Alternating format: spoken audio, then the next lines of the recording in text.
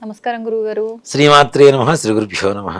గురుగారు, శ్రావణ మాసం వచ్చిందనగానే ప్రతి ఫ్రైడే కూడా ఒక పెద్ద పండగలాగా జరుపుకుంటుంటారు ఆడవాళ్ళు ఎక్కువగా.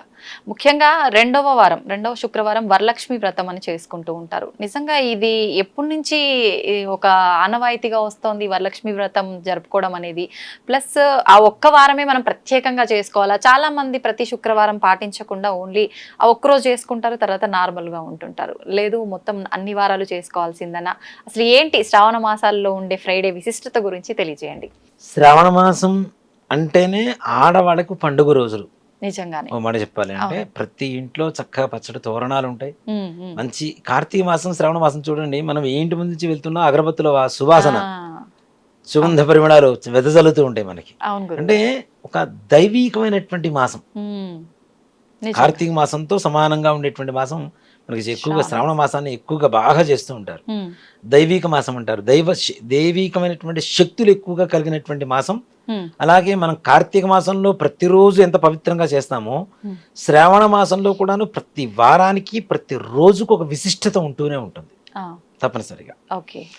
శ్రావణ మాసం అనగానే మనకి ఇప్పుడు మనం చంద్రుణ్ణి ఏమని పిలుస్తాం? చందమామ అంటాం. ఎందుకు? ఆయన మామ ఎందుకు, ఎట్లా అవుతాడు మనకి? ఎలా అవుతాడు తెలియదు కదా. లక్ష్మీదేవి వెంటనే పుట్టినటువంటి వాడు చంద్రుడు. క్షీరసాగర వదనంలో లక్ష్మీదేవి వెంటనే పుట్టినటువంటి వాడు ఎవరు అంటే చంద్రుడు. అమ్మ తమ్ముడు ఏమవుతాడు? మామ అవుతాడు. అందుకని మనం చందమామ అని పిలుస్తాం. లక్ష్మీదేవి అమ్మ, అమ్మ తమ్ముడు మనకు మామే కదా, అందుకని చందమామ అని పిలుస్తారు చంద్రుడిని. చంద్రుడు ప్రధానంగా కలిగినటువంటి మాసమే శ్రావణ మాసం. శ్రవణ నక్షత్రం అంటే అధిపతి చంద్రుడు. మానసికమైనటువంటి అప్రశాంతతను పోగొట్టి ప్రశాంతతనిచ్చేటువంటి వాడు చంద్రుడు. కాబట్టి ఈ మాసం మొత్తాన్ని కూడా చంద్రుడు అధిపతిగా ఉంటున్నాడు. కాబట్టి శ్రావణ మాసం లక్ష్మీదేవికి ఇంకాస్త ఇష్టం. ఇప్పుడు భర్త ఒక 1000 కోట్లు సంపాదించి ఇల్లు మొత్తం బంగారంతో తయారు చేసిన ఆడపిల్ల పెళ్లి చేసేటప్పుడు పుట్టింటి వాళ్ళు తెచ్చే కాటన్ చీరైనా సరే చాలా ప్రేమగా ఉంటారు. ఎంతో విలువైనది కదా. మరి లక్ష్మీదేవికి తమ్ముడైనటువంటి చంద్రుడు ఆయనకి ఇష్టమైనటువంటి మాసం అంటే అమ్మవారికి కూడా ఇష్టమే కదా. పుట్టింటి వారికి చెందినటువంటి ఆయన కదా చంద్రుడు. కాబట్టి ఈ శ్రావణ మాసం లక్ష్మీదేవికి చాలా విశేషమైనటువంటిది. అలాగే శుక్రవారం, మనం లక్ష్మి అంటేనే శుక్రవారంగా భావిస్తూ ఉంటాం. లక్ష్మీ అమ్మవారు అనేక రకాలుగా మనకి అనుగ్రహాన్ని కలుగు చేస్తుంటుంది. అలానే గురువారం కూడా లక్ష్మీ వారం అని చెప్పి పిలుస్తూ ఉంటాం. శుక్రవారం రోజున ఎవరికి డబ్బులు ఇవ్వం, ఎవరు ఇవ్వరు తొందరగా. కొన్ని వస్తువులు ఇంట్లో కొనుక్కొచ్చుకోం కదా. అంటే అలక్ష్మి లక్ష్మి ఇద్దరు అక్కజెళ్ళాడు. జ్యేష్ఠాదేవి లక్ష్మి అక్కజెళ్ళాడు. ఆవిడున్న చోట ఈవిడ ఉండదు, ఈవిడున్న చోట ఆవిడ ఉండదు. కాబట్టి ఏదైతే శుక్రవారం రోజున చేయకూడని పనులు ఉంటాయో అవి చేయకుండా అమ్మవారికి ప్రీతికరమైనటువంటి మంగళకరమైనటువంటి పనులు చేస్తూ ఉంటారో ఆ ఇంట్లో లక్ష్మీదేవి తప్పనిసరిగా తిష్ట వేసుకొని కూర్చొని ఉంటారు. మరి ఏంటి అమ్మవారికి ఇష్టమైనవి చెప్తా. మనకి శ్రావణ శుక్రవార వ్రతంలో కూడా వరలక్ష్మి వ్రతంలో అసలు ఎప్పుడు పుట్టుకొచ్చింది అనేటువంటి చాలా మందికి ఉండేటువంటి సమస్య. ఇందాక మీరు అడిగినటువంటి ప్రశ్న కూడా. అవును గురుగారు. పార్వతీ అమ్మవారు పరమేశ్వరుని అడుగుతూ ఉంటుందిట, అసలు మానవ లోకంలో సకల జనాలు కూడాను ఏ రకమైనటువంటి దారిద్ర్య బాధలు పడకుండా ఉండాలి అంటే ఎలాంటి వ్రతం చేస్తే మనకి లక్ష్మీదేవి అనుగ్రహం కలుగుతుంది వీరందరికీ. వాళ్ళు అనుకునేటువంటి వరాలన్నీ కూడా నెరవేరుతూ ఉంటాయి, వాళ్ళకి వస్తూ ఉంటాయి. నాకు ఒకసారి సెలవు ఇవ్వమని చెప్పి అడిగితే అప్పుడు ఈశ్వరుడు చెప్తాడు, ఒక కాశీ నగరంలో చారుమతి అనేటువంటి ఒక స్త్రీ, ఈవిడ వివాహమయ్యి, అంటే ఇలాంటి వాళ్ళకే లక్ష్మీదేవి అనుగ్రహం కలుగుతుందని చెప్పడమే ఆ కథ యొక్క పరమార్థం కూడా. భర్తని భగవంతుడితో సమానంగా, అత్తమామల్ని తల్లిదండ్రుల కంటే ఎక్కువగా ప్రేమగా, ఇంట్లో ఉండేటువంటి అన్ని పనులు చక్కదిద్దుకుంటూ, పిల్లల్ని మంచిగా చూసుకుంటూ, భర్తని పతిదేవుడు, దేవుడు అని చెబుతుంటాం కదా, పతిదేవుడు అంటాం కదా, అలాంటి దేవుడి స్వరూపంలో భర్తను చూసుకుంటూ అత్తమామల్ని కూడా మంచి ప్రేమగా చూసుకుంటూ ఎవరైతే ఉంటారో అలాంటి వారి పట్ల లక్ష్మీదేవి అనుగ్రహం తొందరగా కలుగుతుంది. కాబట్టి ఆవిడికి ఒక శ్రావణ మాసం ముందుగా కొన్ని రోజుల ముందు కలలో సాక్షాత్కరించి చెప్పిందిట వరలక్ష్మి అమ్మవారు. నేను వరలక్ష్మీదేవిని, శ్రావణ మాసంలో పౌర్ణమి ముందు వచ్చేటువంటి శుక్రవారం ఏదైతే ఉంటుందో ఆ రోజున నన్ను పూజిస్తే నీకు అన్ని సంపదలు కలుగుతాయి అని చెప్పి కలలో కనబడితే, కలలోనే అమ్మవారికి ఈవిడ ప్రదక్షిణాలు చేసి పూజ చేస్తే తెల్లవారిన తర్వాత స్వప్నం అంతా కూడా అయిపోయింది. అందరితో చెప్పింది ఈవిడ, ఇట్లా నాకు ఇట్లా స్వప్నం వచ్చింది, రాత్రి కలలో అమ్మవారు కనబడింది అంటే ఆ వ్రతం మీద అందరం చేద్దాం అని చెప్పి ఊళ్ళో ఉండేటువంటి ఆడవాళ్ళంతా కూడా కూడగట్టుకొని ఎదురు చూసి శ్రావణ మాసంలో పౌర్ణమి ముందు వచ్చేటువంటి శుక్రవారం ఏ వారం అయితే ఉందో ఆ శుక్రవారం రోజున ఈ రోజే కదా అని చెప్పేసి పొద్దున్న అందరూ లేచి చక్కగా స్నానాలు చేసి ఒక దేవతా స్థలాన్ని వెతుక్కొని వరలక్ష్మి అమ్మవారిని ఆవాహన చేసి అమ్మవారికి చక్కగా కంకణాలు ఇవన్నీ కూడా పోసి ఒక పురోహితుడికి ఇవన్నీ అమ్మవారికి కావాల్సినటువంటి నివేదనలన్నీ కూడా తీసుకుని వెళ్ళారట. పంచపక్ష ప్రమాణాలు ఒక్కో ఇంట్లోంచి ఒక్కొక్క రకమైనటువంటి పదార్థాలన్నీ కూడా వండుకొని తీసుకుని వెళ్ళి అమ్మవారు పూజ చేసుకున్న తర్వాత ప్రదక్షిణం చేస్తూ ఉంటే మనం కథలో వింటూ ఉంటాం. ఓ ప్రదక్షిణం చేయగానే వాళ్ళకి కాళ్ళకి గజ్జలు గల్లుగలమని ఒక శబ్దంతో గజ్జలు వచ్చినాయట. అందరూ చూసుకొని ఆశ్చర్యపడ్డారు. రెండో ప్రదక్షిణ చేయగానే చేతి మొత్తానికి దగదగమైనటువంటి బంగారు ఆభరణాలు వచ్చేసినాయట. మూడో ప్రదక్షిణం చేసేసరికి వారు ఉన్నటువంటి ప్రదేశము వాళ్ళ ఇల్లు మొత్తం కూడా సువర్ణమయమైపోయింది వరలక్ష్మీదేవి అనుగ్రహంతో. వీళ్ళందరూ ఇంటి దగ్గర నుంచి నడుచుకుంటూ ఇవన్నీ తీసుకొని వచ్చి వరలక్ష్మీ వ్రతాన్ని చేయడానికి వచ్చినటువంటి స్థలానికి వీళ్ళందరినీ తీసుకెళ్ళడానికి గజ రథ తురగాలు, ఏనుగులు, ఒంటెలు, అలాగే రథాలు ఇవన్నీ కూడా వీళ్ళందరినీ తీసుకెళ్ళడానికి ఈ పూజ చేసుకున్నటువంటి ప్రదేశానికి వచ్చినాయి. అంటే వరలక్ష్మీదేవి అనుగ్రహం అనేది అంత విశేషంగా ఉంటుంది. ఈ వ్రతాన్ని చారుమతి అయినటువంటి స్త్రీకి కల్లో కనబడి అమ్మవారు చెబితే వీళ్ళందరితో చేయిస్తే ఇలా ఎవరైతే రెండవ శుక్రవారం రోజున పౌర్ణమి ముందు వచ్చేటువంటి శుక్రవారం రోజున వరలక్ష్మీ వ్రతాన్ని చేస్తారో వారందరికీ కూడాను ఈ కథ వినడం ద్వారా పూజ చేసుకోవడం ద్వారా వరలక్ష్మీదేవి అనుగ్రహం సంపూర్ణంగా కలుగుతుంది అని చెప్పి పరమేశ్వరుడు పార్వతీదేవికి చెప్పినటువంటి వ్రత విధానం ఇది.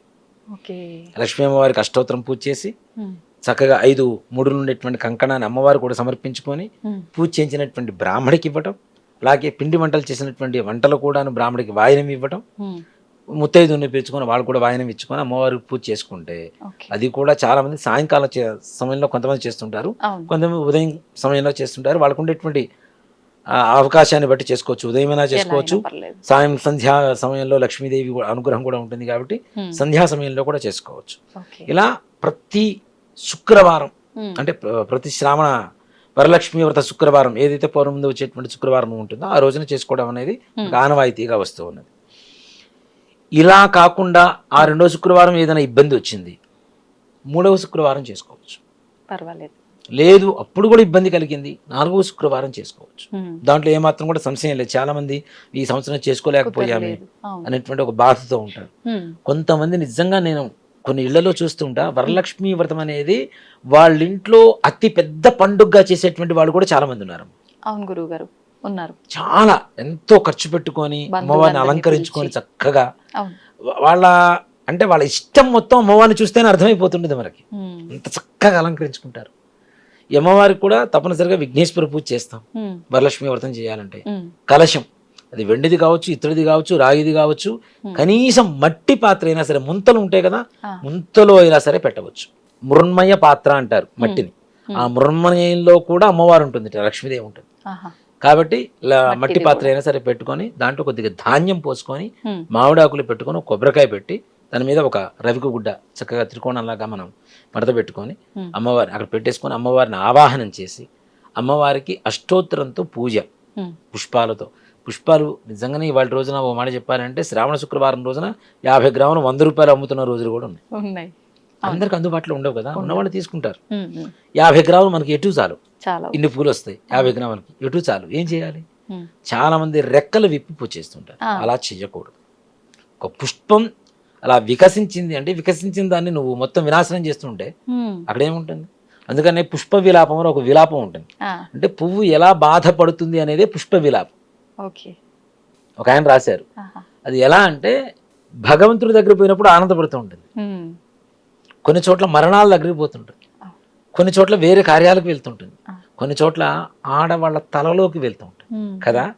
ఆడవాళ్ళ తలలోకి వెళ్ళేటప్పుడు ఆడవాళ్ళని పుష్పాలు తిట్టుకుంటాయిట, దాంట్లో రాస్తాడు ఆయన. ఎలా అంటే నా గొంతుకి ఉరివేసి వాళ్ళ జడల్లో తురుముకుంటున్నారు అని చెప్పి పుష్పం ఏడుస్తూ ఉంటుంది. అంతే కదా, ఇట్లా మాల కడతాం కదా, మాల కట్టినప్పుడు ఉరి వేసినట్టే కదా, అంత బాధపడుతుందట. పుష్ప విలాపం, విలాపం అంటే ఏడవడం, బాధపడటం. పుష్పం ఎలా బాధపడింది అనేది పుష్ప విలాపం. సో ఇంత ఖర్చు పెట్టి మనం తెచ్చుకున్న తర్వాత దాన్ని విరిచేసి ఆ రెక్కలతో పూజ చేయడం అనేది కూడా కరెక్ట్ కాదు. ఎన్ని పుష్పాలు ఉంటే అన్ని పుష్పాలతోనే చేయి. దీంట్లో ఇంకొకటి కూడా చెప్తాను, పక్కింట్లో పూల చెట్టు ఉంటుంది, పొద్దునే చూస్తుంటే 4ంటికి 3ంటికి వాకింగ్ అనే పేరుతో అందరి ఇళ్లలో తలా కొద్ది పూలు దొంగిలించుకొని తెచ్చుకొని పూజ చేసుకుంటుంటారు. చేసుకో కాదని చెప్పం, కానీ నువ్వు చేసుకుంటున్న దాంట్లో సగం పుణ్యం వాళ్ళకి ఇస్తున్నట్టే. అంతే కదా, సొమ్ముకోకూడదు సోకోకూడదు అంటారు కదా. అలానే వాళ్ళ ఇంట్లో పుష్పాలు తీసుకొచ్చి మన ఇంట్లో దేవుడికి పూజ చేస్తాను అంటే అది ఎలా ఉంటుంది? కరెక్టే కదా, మరి దీంట్లో సగం పుణ్యం వాళ్ళకి ఇస్తున్నట్టే కదా. కాబట్టి మనకి చేతనైనంత వరకు పుష్పాలు తెచ్చుకొని అమ్మవారికి అష్టోత్తరం పూజ చేసుకోవటం, కంకణం అమ్మవారికి ఒకటిచ్చి ముత్తైదులకి ఇవ్వటం. ఇక్కడ ముఖ్యంగా ఒక మాట చెప్పాలి అంటే, ఏ దేవత పూజ చేసినా వాయనాలు ఇచ్చేటప్పుడు తప్పనిసరిగా శనగలు ఇస్తాం మనం. అవును గురుగారు. శనగలు నానబెట్టి పువ్వు, తాంబూలం, చలివిడి ఇట్లాంటివి ఇస్తూ ఉంటారు. శనగలు ఇవ్వడం ద్వారా గురుగ్రహ అనుగ్రహం కలుగుతూ ఉంటుంది తప్పనిసరిగా. గురుగ్రహ అనుగ్రహం కలిగితే వివాహం కానిటువంటి వాళ్ళకి వివాహం, అనారోగ్యం, ఎలాంటి సమస్యలు ఉన్నా సరే, అరే గురువు అంటేనే మాస్టర్ కదా, గ్రహాలన్నిటికీ మాస్టర్ కదా ఆయన. ఈయనొక్కడు మొత్తం ఈయన ఆధీనంలో ఉంటారు కాబట్టి నువ్వు ఈ పని చేయి, నువ్వు ఈ పని చేయని చెప్పి గ్రహాలు చెబుతూ ఉంటాడు. కాబట్టి ఆయన అనుగ్రహం కలగడం కోసమని శనగలు నానబెట్టి ఇస్తూ ఉంటాం. పూర్వకాలంలో శనగలు చాలా ఎక్కువగా పండేటువంటి పంట, మన వరి ధాన్యం కంటే కూడా ఎక్కువగా అది పండేది, జొన్నలు ఇట్లాంటి వాటితో పాటు. కాబట్టి అవి ఎక్కువగా ఇచ్చేవాళ్ళు, అదే ఆనవాయితీగా వస్తుంది. కాబట్టి తద్వారా గురుగ్రహ అనుగ్రహం కూడా కలుగుతుంది. అలాగే గురువు అంటే సాక్షాత్ లక్ష్మీ స్వరూపానికి చాలా దగ్గరగా ఉంటుంది. లక్ష్మీదేవి అనుగ్రహం. మనం అందుకనే గురువారాన్ని కూడా లక్ష్మీవారం అని చెప్పి పిలుస్తూ ఉంటారు. ఆ రోజున కూడా ఏం దానాలు ఇవ్వరు వస్తువులు తొందరగా, చాలా మంది కూడా. గురువారం సాయంత్రం రాగానే శుక్రవారం పొద్దు వచ్చేసిందని చెప్తూ ఉంటారు. అవునా, అంటే గురువారం కూడా చాలా ప్రధానం కాబట్టి గురుగ్రహం అనేది చాలా అవసరం. కాబట్టి ఆయన అనుగ్రహం అనేది ఈ శనగలు నానబెట్టి వాయిని ఇవ్వడం, అందరి దగ్గర ఆశీస్సులు తీసుకోవడం. ఇంకా అవకాశం ఉంటే లక్ష్మీ అమ్మవారి దేవాలయానికి కానీ విష్ణుమూర్తి దేవాలయానికి కానీ వెళ్ళి ఒక తులసిమాల సమర్పించి చక్కగా అమ్మవారికి, స్వామివారికి పూజ చేయించుకోవడం కానీ ఇలాంటి చేయడం ద్వారా శ్రావణ శుక్రవార వ్రతం అనేది సంపూర్ణం చేసుకోవచ్చు. ఒక వారమే చేయాలా అంటే నిత్యం చేసుకోగలిగితే మీరు ప్రతి శుక్రవారం పూజ చేసుకోవచ్చు. కానీ వరలక్ష్మి వ్రతం మాత్రం మిగిలిన అన్ని వారాలు మహాలక్ష్మి పూజ అయితే, ఒక శ్రావణ మాసంలో పౌర్ణమి ముందు వచ్చేటువంటి శుక్రవారం ఏదైతుందో ఆ రోజున మాత్రం వరలక్ష్మి వ్రతం. దాంట్లో కూడా అదే చెప్తాడు, వర్షే ప్రయుక్త శ్రీ వరలక్ష్మి వ్రత పూజ అంచ కరిష్య అని చెప్పి చెబుతూ ఉంటారు. అంటే సంవత్సరం వచ్చేటువంటి వరలక్ష్మి శుక్రవారం కాబట్టి ఆ రోజున చేయడం అనేది విశేషం. అలా ఒక వారం కుదరపోతే ఇంకో వారం కుదరపోతే ఇంకో వారం అయినా చేసుకోవచ్చు. దాంట్లో ఏ రకమైనటువంటి ఇబ్బందులు లేవు. లక్ష్మీదేవి అనుగ్రహం ఇంట్లో ఉంటే అన్నీ ఉన్నట్టే కదమ్మా. అవును గురుగారు. ముఖ్యంగా లక్ష్మీదేవి ఎక్కడ ఉంటుంది మనకి? శుభ్రత ఎక్కడ ఉంటుంది అక్కడ ఉంటుంది. శుభ్రత లేకపోతే అసలు ఎక్కడ మనమే ఉండలేము. లక్ష్మీదేవి ఎందుకు ఉంటుంది? అవునా? శుచై నమః అని చెప్పి నామాలో చెబుతూనే ఉంటాం. శుచి ఎక్కడ ఉంటే అక్కడ అమ్మవారు ఉంటుంది, శుభ్రత ఎక్కడ ఉంటే అక్కడ ఉంటుంది. అలాగే ఇంట్లో అంతకుముందు మనం చెప్పుకున్నట్టున్నాం, ఆ పిల్లల్ని తిట్టుకోవటం ఇట్లాంటివన్నీ కూడా ఏవైతే చేయకూడదో అవన్నీ చేయకూడదు. అలాగే శుక్రవారం రోజున ఉప్పును కొనుక్కొచ్చుకోవడం ఇలాంటివి అసలు చేయకూడదు. అసలు ఉప్పు పక్క వాళ్ళకి దానం ఇవ్వడం కూడా చేయకూడదు. ఊరికినే తీసుకున్న వారికి సమస్యే, ఇచ్చిన వాళ్ళకి సమస్యే. అలాగే పెరుగు దానం ఇవ్వటం, పెరుగు కూడా శుక్రవారం రోజున ఇవ్వకూడదు. పెరుగులో కూడా లక్ష్మీదేవి ఉంటుంది. పాలు ఇట్లాంటివి ఏవైతే ఉంటాయో అలాంటివన్నీ కూడా శుక్రవారం రోజున ఎవరికి ఇవ్వకూడదు అనేటువంటిది ఒక నియమం. కానీ నిజంగా మనం వస్తువులు కొనుక్కున్నప్పుడు డబ్బులు ఇవ్వడంలో తప్పలేదు. ఇప్పుడు పూలబండి దగ్గర తీసుకెళ్ళి ఇవాళ శుక్రవారం ఇవ్వను రేపిస్తాను అంటే నువ్వు ఎక్కడ ఉంటావో తెలియదు, నీకెందుకు ఇస్తాడు? ఇవ్వడు కదా. కిరాణా స్టోర్కి వెళ్తావు, ఏమైనా సామాగ్రి తెచ్చుకోవాలి, డబ్బులు ఇవ్వాలి. అంతే. ఎవరికన్నా అప్పుగా ఇచ్చేటువంటివి ఇట్లాంటివి మాత్రం శుక్రవారం రోజున లక్ష్మీదేవిని మనం భద్రంగా చూసుకుంటాం. కాబట్టి నిజంగా ఒక మాట చెప్పాలంటే లక్ష్మి ఇచ్చే కొద్దీ పెరుగుతూ ఉంటుంది. అంతే కదా, ఇచ్చే కొద్దీ పెరుగుతుంది. ఇప్పుడు నా దగ్గర 100 రూపాయలు ఉన్నాయమ్మా, 100 రూపాయలు ఖర్చు పెట్టాను, 200 రూపాయలు అవసరం వచ్చింది, అది ఎలా సంపాదించాలో ఆలోచిస్తాను కదా నేను. అప్పుడు లక్ష్మీదేవి పెరిగినట్టే కదా నా దగ్గర నుంచి. అంతే ఇవ్వడం, దానం ఇవ్వడం అనేది నేర్చుకోవాలి తప్పనిసరిగా. ఉమ్, ఉమ్, కాకపోతే శుక్రవారం లక్ష్మీదేవి ప్రతిరూపం కాబట్టి ఆ ఒక్క రోజున మాత్రం ఇవ్వరు. ఉమ్, కానీ ఇక్కడ ఇంకోటి కూడా చెప్తున్నాను, చాలా ముఖ్యమైనటువంటి విషయం ఇది. ఉమ్, వరలక్ష్మి వ్రతాన్ని బ్రాహ్మణి పిలుచుకుంటారు, పూజ చేయించుకుంటారు. ఉమ్, ఎక్కడో కుక్కటిపల్లిలో ఉంటాడు, వీడు ఎక్కడో దిల్షునగర్లో ఉంటాడు, ఇక్కడి నుంచి పోయి అక్కడ పోయి చేయించి వస్తాడు. ఉమ్. వరలక్ష్మి వ్రతం కదండి, శుక్రవారం మీకు డబ్బులు ఇవ్వము అంటే బ్రాహ్మణుడు బాధపడితే బయటికి వెళ్ళిపోతే ఏముంటుంది నీకు? అసలు ఫలితం ఎక్కడ ఉంటుంది ఇంకా? అవునా? అవును.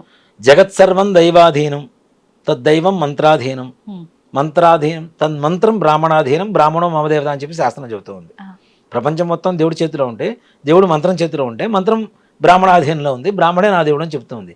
వాడిని బాధపెట్టి బయటికి పంపించేసి రేపిస్తాను అంటే, ఉమ్, ఏ పనైనా చూడండి, చిన్న మనం ఏదైనా పని చేయించుకున్నాం, అది 100 రూపాయల పని, ఉమ్, మన దగ్గర 90 రూపాయలే ఉన్నాయి. ఉమ్, ఆ సమయంలో సజ్జస్కాలం అంటాం, ఆ సమయంలో వాడి చేతికిస్తే వాడు మహా అయితే 90 రూపాయలు ఇచ్చారమ్మా అని చెప్పి సరే వెళ్ళిపోతాడు. ఉమ్, ఉమ్. కానీ 10 రోజుల తర్వాత తిప్పించుకొని 90 రూపాయలు నువ్వు ఇచ్చావంటే ఎంత తెచ్చుకుంటాడు? ఇంత దానికి ఎన్నిసార్లు తిప్పించుకుంది అంటాడు. అవును, ఇదేదో అప్పుడే ఇస్తే అయిపోయేది, ఎన్నిసార్లు తిప్పారు? బ్రాహ్మడికి సదక్షిణా సహిత తాంబూలం ఇవ్వడం అనేది తప్పు లేదు. ఉమ్, ఇక్కడ ముత్తైదులకి ఇస్తున్నాం, ఉమ్, మరి ముత్తైదులకి ఇచ్చినప్పుడు మరి లక్ష్మీదేవి బయటకు వెళ్ళలేదా వాళ్ళకి వాయనం ఇచ్చినప్పుడు? అవును, అవును. అలా కాదు కదా. ఉమ్, మొట్టమొదటిగా బ్రాహ్మణ్ణి పూజించిన తర్వాతనే మిగిలిన ముత్తైదులందరికీ కూడా వాయనం ఇవ్వమని చెప్పి శాస్త్రం చెబుతుంది. కాబట్టి ఉమ్, బ్రాహ్మణ్ణి యథావిధిగా పూజించి గంధ పుష్పాక్షరాలతో పూజించమని చెబుతుంది, గంధం పూయమని చెబుతుంది బ్రాహ్మడికి.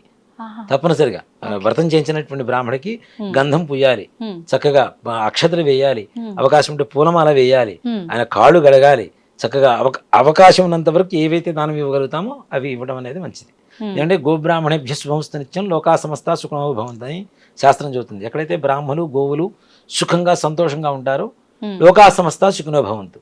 అవును. అంటే నేను బ్రాహ్మణి కాబట్టి ఆ మాట చెప్తున్నాను కాదు, ఆ, ఎవరికైనా నా ఇంట్లో పిలిపించుకున్న బ్రాహ్మడికైనా నేను తప్పనిసరిగా అప్పటికప్పుడే సజ్జస్కాలంలో ఇచ్చి పంపిస్తాను. ఓకే.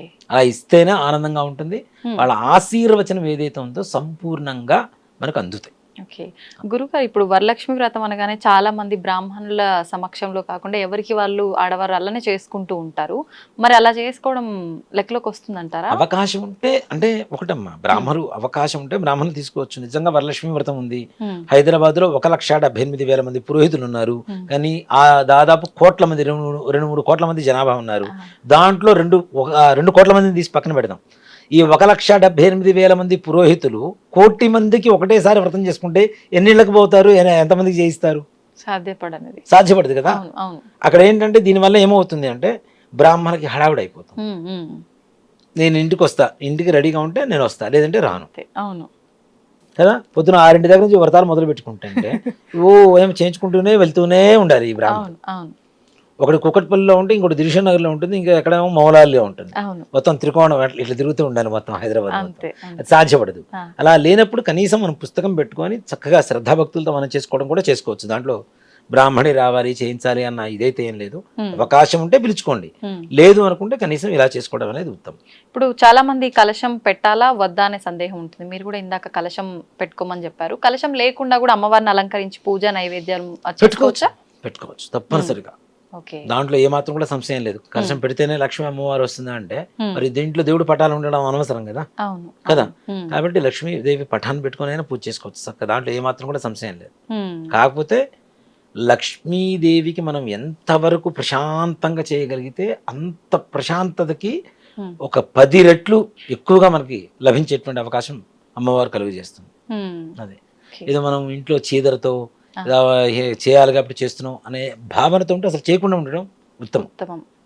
ఒకసారి మనం వరలక్ష్మి వ్రతం చేయడం స్టార్ట్ చేసిన తర్వాత మధ్యలో అంటే ఏదైనా ఆపాల్సి వచ్చి ఆ ఇయర్ చేయకపోతే మళ్ళీ నెక్స్ట్ ఇయర్ యథావిధిగా చేసుకోవచ్చు. చేసుకోవచ్చా గురుగారు? ఇప్పుడు ఆటంకం వచ్చినప్పుడు చేయమని ఎవరు చెప్పరు కదమ్మా. ఉమ్, ఉమ్, దాంట్లో ఏమాత్రం కూడా సంశయం లేదు. ఉమ్. ఆ సంవత్సరం కుదరలేదు, తదుపరి సంవత్సరం చేసుకోండి చక్కగా. చేసుకోవచ్చు. లక్ష్మీదేవి ఎలా పిలిచినా వస్తుందామా ఉమ్. తప్పనిసరిగా, మనం పిలిచే విధానంలోనే తేడా అంతే. ఉమ్. అది కొంతమంది పెద్దవాళ్ళు ఉంటారు, వాళ్ళు అంటారు ఆనవాయితీ ఉంటేనే చేయాలి వినాయక చవితి, వరలక్ష్మి వ్రతం ఇలాంటివి, ఇవి వ్రతాలు కదా, దీపావళి నోములు వ్రతాలు ఎంతో, ఇది కూడా అంతే, మీ ఇష్టానికి మీరు చేసుకోకూడదు అని చెప్పి, అలా ఏమైనా కండిషన్ ఉందా గురుగారు? ఇప్పుడు ఆనవాయితీ లేదు, ఉమ్. 1 కోటి రూపాయలు వచ్చింది తీసుకోకుండా, ఆనవాయితీ లేదు కదా. అమ్మా డబ్బెందుకొద్దు, మరి ఆనవాయితీ లేదు కదా. ఆ, ఆ? ఆనవాయితీ లేనప్పుడు అవసరం ఇదేనా? ఉంటది కదా. ఆ అవసరం ఉంటే ఇది కూడా అవసరమేనే కదా. ఆ, ఇది కూడా అంటే ఒక మాట చెప్తాను, మా లక్ష్మీదేవి అనుగ్రహం కలగాలి అంటే ఉమ్, తప్పనిసరిగా ఆమెను పూజించాలి. మనుషులు మనమే, ఆవిడ అంత బిజీలో ఉండి కూడా మన వైపు చూస్తుంది అంటే అవును. మనుషులు మనమే గట్టిగా 10 పనులు చేస్తే రాత్రి పడుకుంటాం. అలాంటిది దేవతలు అందరి మీద అనుగ్రహం కలుగజేసేంత స్థితిలో ఉన్నప్పుడు ఆవిడికి మనం అంటే మనం పూజ చేసాము అనేటువంటి ఒక ఆనందకరమైనటువంటి వాతావరణానికి ఆవిడకి అందజేస్తే ఆవిడ మనకి అంతకు మించిన రెట్టింపు ఫలితాన్ని ఇస్తుంది. అవును గురుగారు. ఆనవాయితీ లేదు, ఇవన్నీ ఓ మాట చెబుతాను, మా పిచ్చి మాటలు. చాలా మంది మాకు లేదు ఆనవాయితీ. నాకు తెలిసిన ఒకళ్ళు ఉన్నారు, అమ్మ ఇలా చేయండి అమ్మా, మాకు లేదండి అంటారు. వస్తే డబ్బులు తీసుకోవడం ఆనవాయితీ ఉందండి, అది మాత్రం ఉంది. లక్ష్మీదేవి ఇంటికి వస్తే రావద్దని చెప్తామా? రావద్దని చెప్పలేం కదా.